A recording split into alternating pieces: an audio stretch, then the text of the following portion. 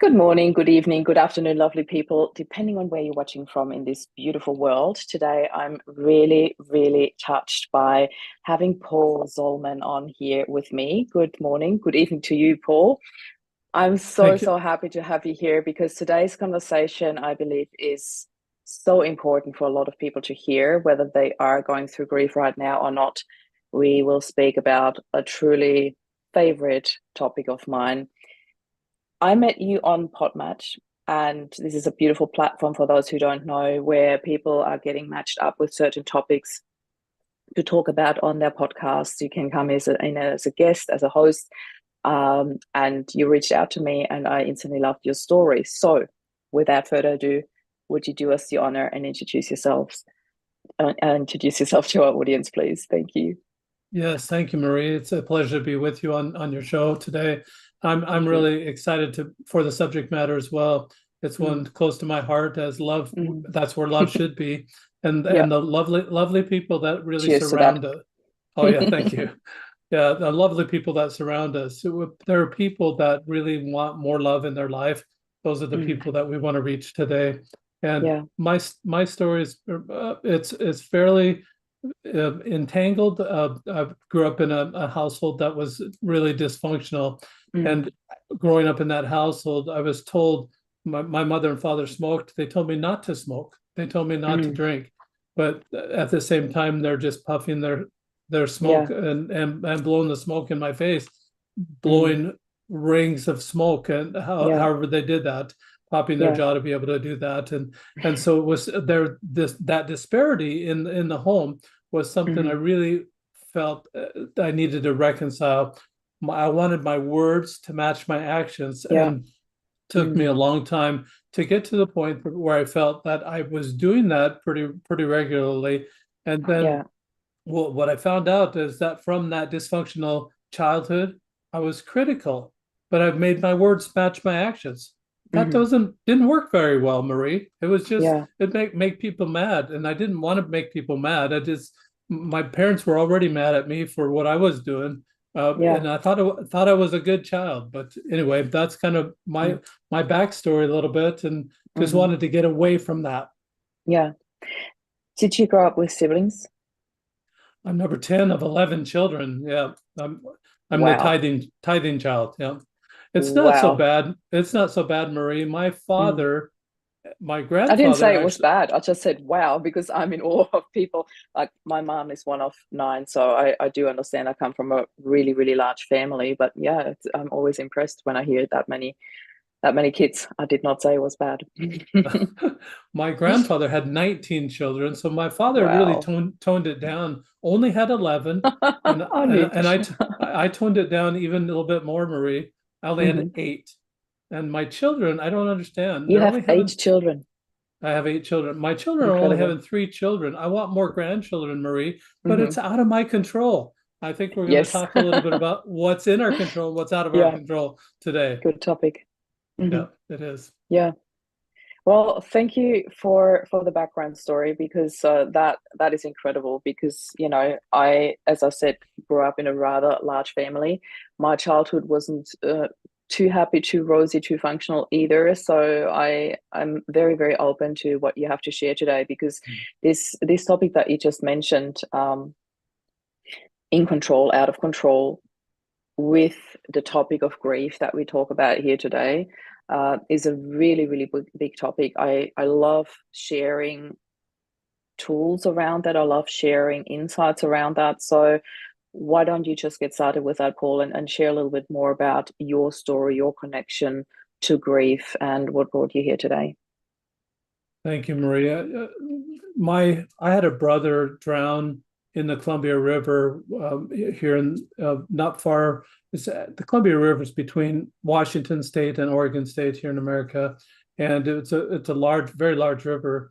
And Mm, it was actually swimming to a nudist colony while he mm, was and then drowned on his way. So around my family, it was more sarcastic than anything else, and it was really sad yeah. growing up. I was 17 when he passed away, but it was sad because people were saying things like he had went out of this world the same way he came in the world. mm, naked and in water. And mm, it was just kind of a sad situation. I thought there's got to be some better ways to express grief rather than sarcasm. There's got yeah, to be better ways to express any of that, and to mm, focus on something other than just the way that he passed away. And yeah, realized in my life, Marie, that my father had this issue, my brothers have this issue, and I think it may be a generational issue that we look at things, and we're annoyed at what other people are doing. And it's mm, just, I found myself stacking annoyance on top of annoyance on top of annoyance till yeah, I have a flash of anger, and then I'd mm, settle back down, and then I'd start stacking again to another mm, flash of anger. And it's just the mm, cyclic nature of that, going up and down with that, yeah, was not really good for emotions, not good for mm, building relationships. And then mm, when those relationships end through grief, it's absolutely, it's horrible, because you always will have those regrets. My mm, father passed away actually on his 65th birthday. wow, And it was back in the mid 80s that he passed away. And when he passed away, I was at work. I felt a prompting that I should call him and in mm, the morning wish him a happy birthday at 2 o'clock in the afternoon. I got the call that he had passed away, and I mm, didn't know that he was that close to death. And as everybody has regrets, well, I wish I would have done that. I wish I would have done this. I absolutely still wish that that I would have taken that prompting, mm, that premonition, to call him and at least yeah, wish him a happy birthday while he was still alive on his 65th birthday. Didn't have yeah. any, I mean, it was just very early. I don't know very many people that die on their birthday, same day they're Me born. neither. Yeah, me neither. It did bring back a story that I only just heard yesterday of a lady who gave birth to her son and he died on the same day. So I do Mm. know some of those stories, which is, yeah, a completely different chapter. But I know exactly what you mean by that, dying on your 65th birthday. What are the chances? What are the odds? I want to quickly stop here for a minute on this topic of regrets and I wish I had.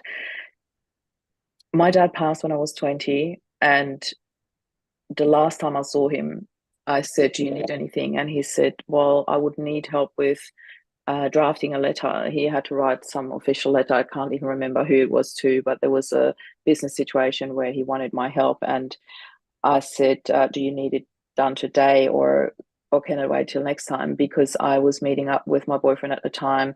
It was a long-term relationship. He was very much part of our family, and my dad was very much a part of his, because he grew up without his dad in his life through a separation. So he knew Martin really well, and he knew I was catching up with him. And I said, "Do you need this now? Because I'm catching up with Martin." And that was, I have to say, before times of mobile phones where I could have just called him and said, "Hey, I'm running late," or whatever. So I was torn because I didn't want to let my boyfriend wait in, for like 15, 20 minutes. I didn't want to let my dad down. So I asked him, I said, "Do you need it today?" And I'm more than happy to. And he said, "No, no, no, just go. Just go. It's fine. We can do that next time." And I never saw him again. Mm. So there was this feeling of guilt. There was this feeling of, I wish I had. If I had only known. There was this, I didn't get to say goodbye to him. Yet, one thing I want to talk about, because it's so suitable for the topic that we're sharing here today, is I often talk about the hidden gifts in adversity. And one gift I got out of this is to never leave anything unsaid or undone. And that gifted me, and it feels like a wedding present from my dad. It gifted me a life without regrets with my husband. We really did live this life where we did say to each other what we felt, where we told each other how much we loved each other every single day, not out of like, "Oh my God, if you die, I have to tell you," but out of, "If I don't tell you, I'm going to burst." Hmm. That was really, really beautiful. I'm very lucky with the relationship that I lived. And I don't know whether I would have lived the relationship to that extent in that high quality if I hadn't learned it the hard way. So, Yeah, I love yes, that, there is Marie. regret, but Yeah. there's also the hidden gifts that we receive through that. And I'd love to know how you experienced that in your case. Did you find those hidden gifts in your adversities, and how did you find them? Great question, Maria. And one of the things that the way I dealt with some of those regrets was Mm, I decided that there's something that I wanted to change because between my mm, father and myself, and between my siblings and myself, there were a lot of put downs. There were a lot of sarcasm, a yeah. lot of things that criticism, that sort of thing. That as we had different exchanges, and I thought Mm, there, if anytime you're looking at criticism or giving criticism, there's always going to be regrets, mm, always. I said, mm, well, how do you eliminate criticism out of your life? yeah. And I thought, growing Mm, up in that critical childhood, I thought that I'd be a movie critic, but I couldn't mm, sit more than 2 hours watching movies. And I couldn't think yeah. of even sitting 8 hours in a day watching several movies and watching Mm, them on speed and just trying to be a yeah. critic of those movies. Yeah. I just couldn't Yeah. see myself doing that. But I thought, I'm 35 at age 35, I realized that now I got to stop blaming my father for how I was raised because I was raising my children. I was blaming my father because when Mm, you blame someone, and this is one of the regrets I had at age 35 that I didn't learn it sooner. If you blame someone, you don't have to change. There's mm, nothing for you to change because it's their yeah. fault. I Yeah. mean, you're pointing at someone else, and Yeah. if you make You it someone instantly put else's. yourself in the box of victimhood, and yeah. That's right. Yeah. If you're the victim, you're pointing at someone else that they're the problem. Talk to them. That you Mm, don't have to change. You don't have to do a thing. Well, at yeah. age 35, my father had been dead already 7 years, and I thought, what the heck am I doing? I Mm, can't even talk this thing out with him. I can't try to resolve it in any way. I said, I got to take responsibility for my own stuff. And when yeah. I took responsibility for my own stuff, I could name then the and put an adjective to the type of behavior I was having at that particular Mm, time. And if you can name it, the saying goes, you can tame it. So if hmm I'm sarcastic, then on a spectrum of angry to loving, mm, it's more on the angry side. Sarcasm would be yeah. an angry type of activity. Well, what Yeah. would be the opposite of that? And what Yeah. comes to mind for me is being authentic or Mm, being genuine, being mm, true blue. And when you put all those adjectives on the table, I believe most people would choose to be authentic or yeah. genuine or true. They wouldn't choose to Mm, be sarcastic. They would not choose the angry side. But it just has come into society in that way that we mm, operate on that angry side of the spectrum rather than the loving side. So I yeah. thought, well, what would happen? How do I get away from always looking at what's wrong with people and Mm, what their faults are, what their weaknesses are, and pointing at that and thinking that I'm managing their life for them when I absolutely hmm have zero control over the Yeah. choices that they make. And I Yeah. thought, well, love really kind of is the answer. Pardon the Mm, cliche, but love's the answer. it And I is. thought, I well, love that I got to cliche. I've got to study more about this. So I Mm. started reading the color code and then settled on the five love languages. Oh, Love the Dr. Gary principles. Chapman, nice little Absolutely, shout out absolutely. here. Yeah. Yeah. So I love the principles of the five love languages, but Mm, that book was romantic. It's for a mm, significant other. I was single at the time, Marie, mm, and I didn't have a significant other. So I said, mm, Dr. Chapman, who in the heck am I supposed to love? I didn't have anybody. And then I realized, mm, oh, I get to love everybody. But hmm what I realized, and just a kind of something that didn't work for me, is that I was trying. I can't bid anybody to love me. I mm, can't bid them to send love my way because the hmm minute that I do that, Marie, it becomes duty, and then for me it becomes expectation. I'm expecting mm, them to love me because I told yeah. them how to love That's me, big. Yeah. and it's huge. It didn't Yeah. work for me. Yeah. So the other thing that Dr. Chapman had in his book, and I'm not trying to bash him at all, was that, hmm well, take this survey. Well, if you take hmm the survey, you'll find out what your love language is. Yeah. Well, Dr. Chapman, what in the heck am I supposed to do with that? Advertise? Hello, Mm. Marie. I'm Gifts. What do you have for me today? That is so awkward, so awkward. And who's Mm, going to say that? So that Mm. wasn't working for me. So I had an idea from my childhood that, we played games together. Hmm. Even as dysfunctional as our family was, it brought our family together. I thought, what if I Yeah. could make this a game and be able to learn the love languages that way? And so I contacted Dr. Chapman and asked him, are you licensing those little pictures, the little icons that you have for each one of the love languages? Hmm. And after a couple of weeks, his attorney wrote back and said, no, we're not doing that right now. I said, ooh, they're really outdated. They're Lucky from me. 19 they're from 19 yeah, lucky me. They're from Yeah. 1990 and it's Mm. just really kind of outdated. So I had a friend in the neighborhood where I live, and he's a copyright attorney. So I told him about this idea I had, and he said this. He said, the theory, like the love language theory of Dr. Chapman, is not copyrightable. Hmm. Application is. So they Hmm. weren't doing it as a game. So I decided Yeah. I'm going to make my own icons and make it into a Hmm. game. So that's what I did, Marie. So Hmm. this is a game. It's just simple. It's just a dice. That's all it I is. love it. So Yeah. I created an icon for that. That's one for gifts. Yeah.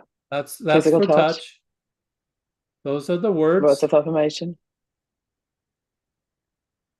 It's an hourglass. So that Oh, yeah. So quality that time. Yeah. time. I'm not wearing And my glasses, so I'm like, and oh, that's acts of that's services. okay. So for service. So Yeah. five love languages, six sides Hmm. on the cube. So what I put on the sixth side is a hand with a question mark. Now you Hmm. notice each one of these pictures is a hand, and it's a Hmm. hand giving something away. So Yeah. question mark is that's surprised me. So Hmm. there's just two instructions for the game, Marie. You roll the Hmm. dice every day, whatever it lands on, that is the love language you practice giving away all day that day, all day to everyone. I So love that. we're talking about how to get rid of regrets. How can you ever have a regret of loving too much? How would you Yeah. ever have a regret of giving away so much love that how could you have a regret that way? Mm.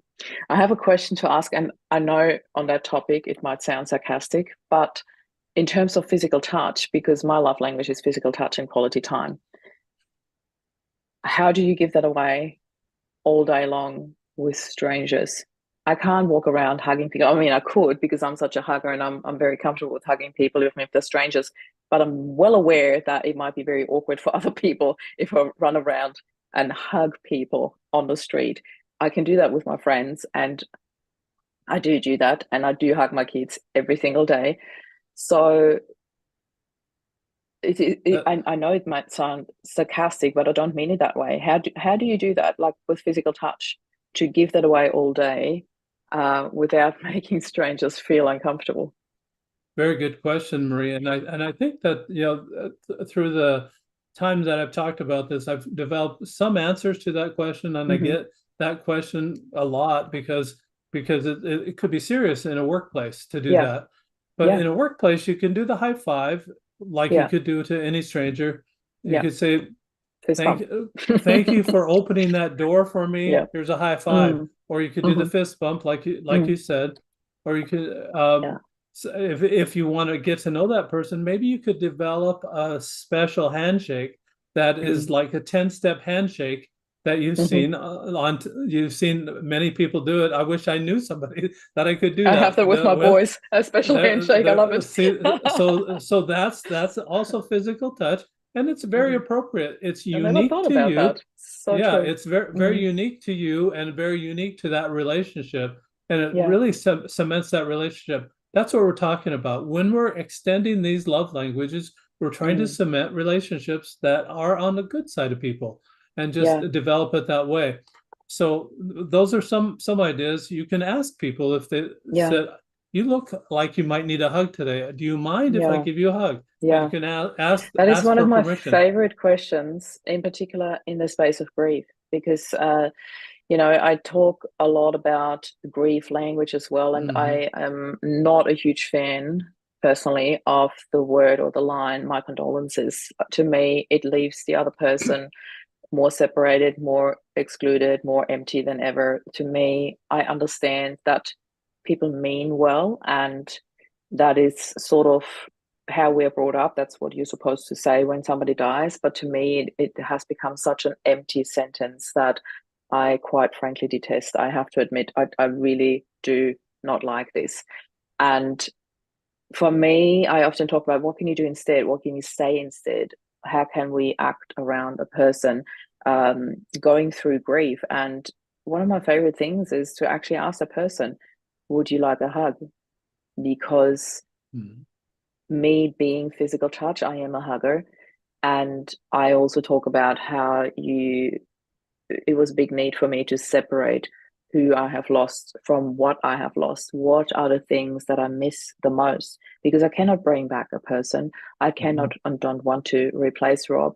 But what is it that I miss the most? For me, it was feeling safe. For me, it was being hugged. And how can you then create that? It's not going to be the same if it doesn't come from that person. I understand that.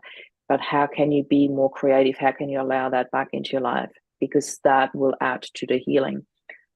And again, being a hugger, that was a big thing for me. And obviously, it's absolutely not the same thing if I'm hugging my children or if my husband and I hug, because when I hug my children, I feel like I'm nurturing them, I'm protecting them, I'm keeping them safe, especially because they were so little. It's different now because my sons are both way taller than me. So, but it is very different. I don't want to compare hugs with your children, with your husband, with your friends. Yet there is this need, this physical Mhm. touch that is very apparent for almost everybody who's going through a loss.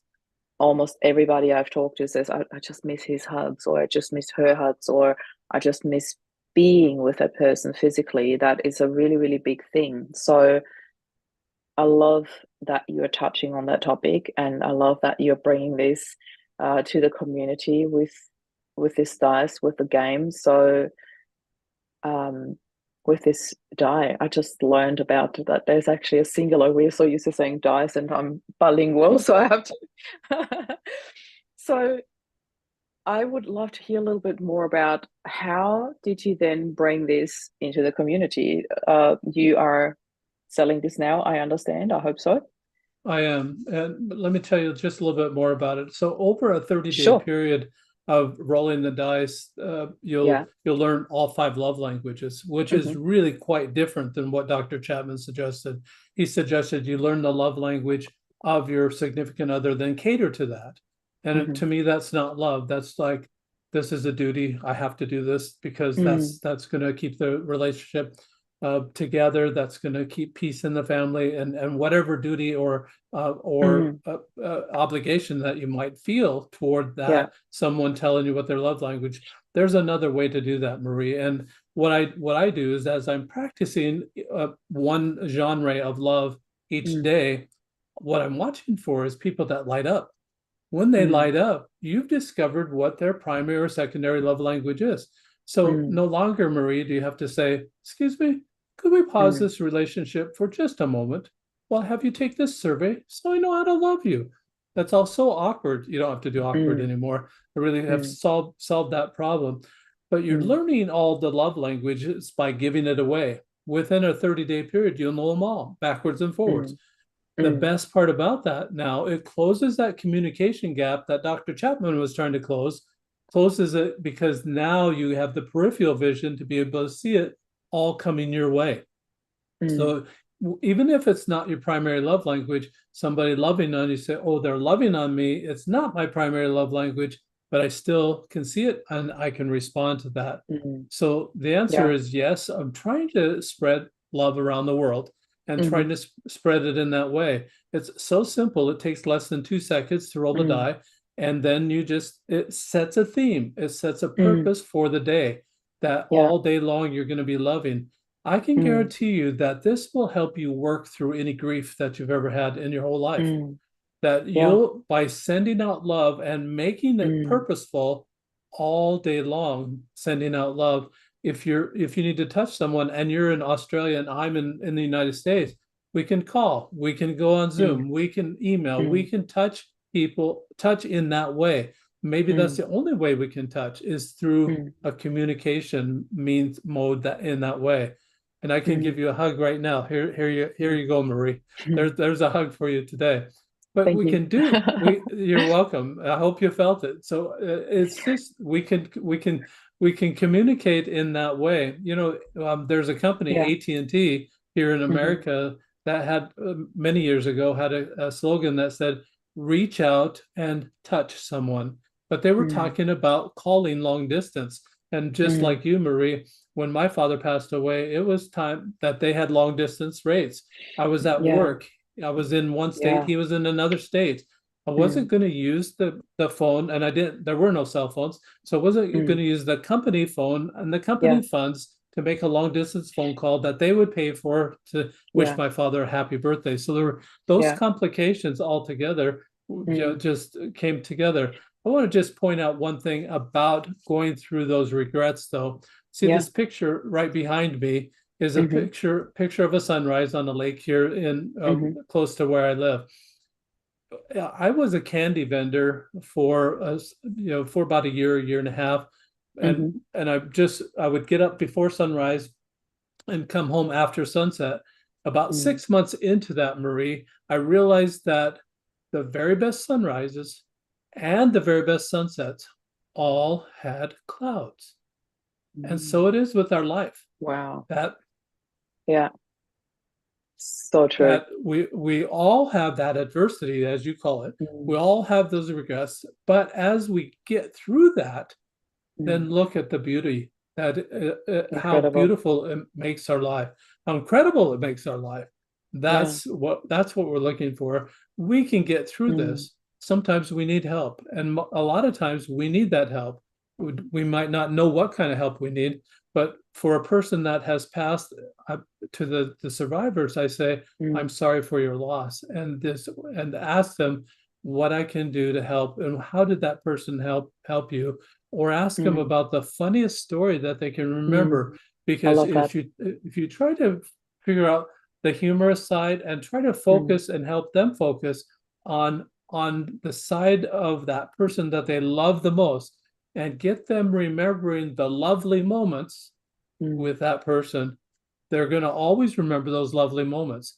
And as I Yeah. mentioned before we came on air, you could write down all the things you didn't like about that person. And then Mm. what you do with that list is you light a match and you light that list on fire. That I list love no that longer, so much. Thank you for the, sharing that. Yeah. yeah, the list no longer exists. You're Yeah. going to want to remember those beautiful rays of sunshine that Mm. came through adversity, whether it was with that person or not, but that Yeah. you experienced with that person. It's going to be that beautiful sunrise. It's going to be that Mm. beautiful sunset that you shared together with that Mm. person. And I think that's going to help you through that grief. Love will be the constant there. Yeah. You're not going to remember critical things. You don't want to remember those critical things Mm. You if don't you want to have hold on to that. Yeah. no, it's not And going to for heal. me, I Love will love heal that you you. say that because I often refer to love as this eternal power source that we can plug into at any given moment. It's right there. It's right there in front of us. It's in so many things and people and situations. We just need to learn to focus on it and to reach out for it and to allow it in. Those other things, it's there all the time. We might not feel it at first, when you are going through a loss, when you have just um, watched a person die that is so close to you, Mm. and then you are sitting in this grief, in this loss. You might not see it straight away, but I really love what you said. It's one of my favorite takeaways of our conversation today. That the most beautiful sunsets or sunrises always have clouds. I love this so much. Thank you for that, Paul. Before we wrap this up today, we've got a couple of minutes left, and I want two things if you are kind enough to share this with us. First of all, if there's only one thing that people can take away from this podcast, what would you like to choose for them? I understand everybody can find whatever speaks to them, but if there's one message that you would really, really like to hit home, what is that? Marie, that's a great question, and I'm going to use your name a little bit.